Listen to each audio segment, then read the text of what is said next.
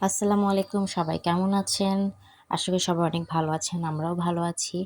আর এই ভ্লগটি আসলে গত শুক্রবারের। আমার আসলে এডিট করতে এতটা লেট হয়ে গেছে। আর বাচ্চা-কাচ্চা নিয়ে খুবই ঝামেলা হয়। এজন্য আমি অনেক ভিডিও এডিট করতে পারি না, পোস্ট করতে পারি না। তো আজকে একটু ফ্রি টাইম পেলাম, ভাবলাম যে এডিট করি। তো এই যে আমরা চলে গিয়েছিলাম কুমারখালীতে। অ্যাকচুয়ালি আমরা কুমারখালীতে গিয়েছিলাম, আমার হাসব্যান্ড একটা ফোন কিনতে গিয়েছিল। তো আমার ছোট মেয়েটাকে আমি বাবার বাসায় রেখে চলে যাই কুমারখালীতে বড় মেয়েটাকে নিয়ে। আর এখানে এই যে কুমারখালীতেই আর এখানে এই যে নদীর পাশে একটা সুন্দর ক্যাফে। এই ক্যাফেটিতে আসলে আমি আরও একবার গিয়েছিলাম অনেক আগে। তখন পরিবেশটা খুবই ভালো ছিল। ফ্যামিলি নিয়ে যাওয়া যেত। বাট এইবার গিয়ে দেখলাম পরিবেশটা এত খারাপ। মানে হয়তোবা এলাকার ছেলেপেলে, মেয়ে ছেলে এরা কিভাবে যে পরিবেশটা নষ্ট করছে।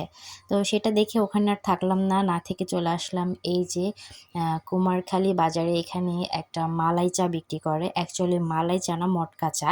এখানেও আমি অনেকবার গিয়েছি আমার হাসব্যান্ডের সাথে। আর আমার হাসব্যান্ড বলল যেহেতু যে এখানে আসছি, চলো আমরা চাটা খেয়েই যাই। তো আজকে আবার আসলাম বেশ অনেক দিন পরে। আর এসে দেখি পুরো দোকানের ডেকোরেশন চেঞ্জ। অনেক সুন্দর লাগতেছে দেখতে। আর বসার জন্য খুবই সুন্দর একটা জায়গা বানিয়েছে এখানে। আর এখানে আমি এই যে ভিডিও করছিলাম একটু কিভাবে মটকা চাটা বানাই।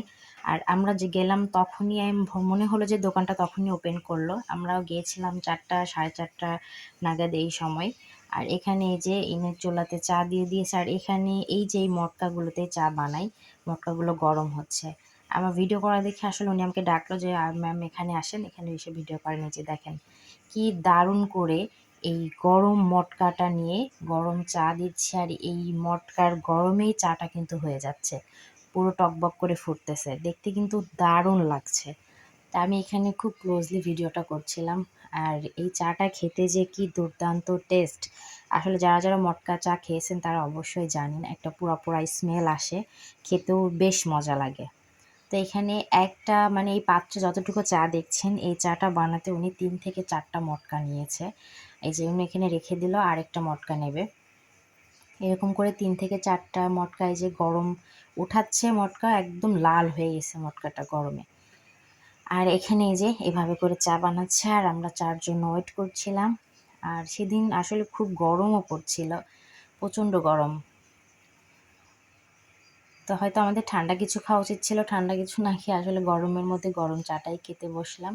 আর এই যে দেখেন আমি এভাবে চা বানাচ্ছিলাম, চা দেখছিলাম, পাশে কিন্তু আরও কয়েকজন লোক ছিল, তারাও কিন্তু এই চাটা বানানো দেখছিল, এই যে দেখতে পাচ্ছেন। আর ইনি এত সমানভাবে প্রত্যেকটা কাপে কি সুন্দর করে দেখেন সার্ভ করছে চাটা। আসলে এরা প্রফেশনাল, এদের সব কাজই কিন্তু প্রফেশনাল। আর এরকম করে চা কিন্তু এই কুমারখালীতেই বানায়। আশেপাশে ইনি যে স্টাইলে চাটা বানালো সেই স্টাইলে আমি কখনো বানাতে দেখি নাই। আর এই যে আমাদের চা চলে এসেছে, দেখেন চায়ের কালারটা কি দারুণ। মটকা চা, তারপর আবার মাটির এই মটকাতেই খাচ্ছি, সেই একটা ভালো লাগছে। আর এই যে আমার বড়মশাই, আমি এখানে কথা বলতে বলতে মানে আমি জাস্ট একটু ভিডিও করতে করতে এনার চা শেষ, আমার চা কিন্তু ধরাই আছে। এই দেখেন এনার চা কিন্তু শেষ হয়ে গেছে। মানে গরম চা ইনি যে কীভাবে খায় আল্লাহ পাকই জানে। সবসময় তার সাথে চা খাইতে গেলে আমার চা ধরাই থাকবে, তার চা শেষ হয়ে যাবে। যাই হোক এখানে আমরা চা খাচ্ছি।